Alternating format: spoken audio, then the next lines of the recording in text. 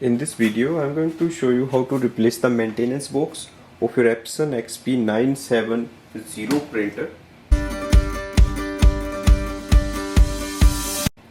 So maintenance box is just in the front here. So lift this section, open this area, unscrew from here.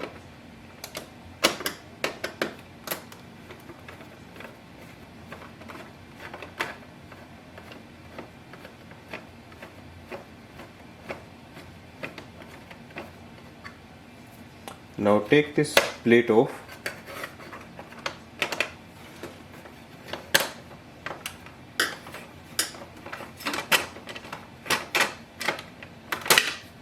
That's our maintenance box. You can just slide it out.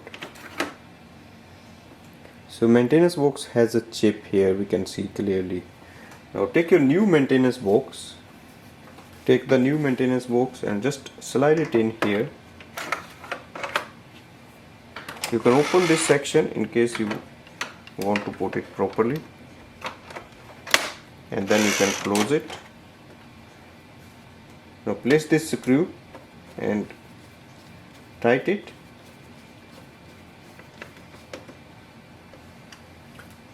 That's the way we can replace the maintenance box of this printer.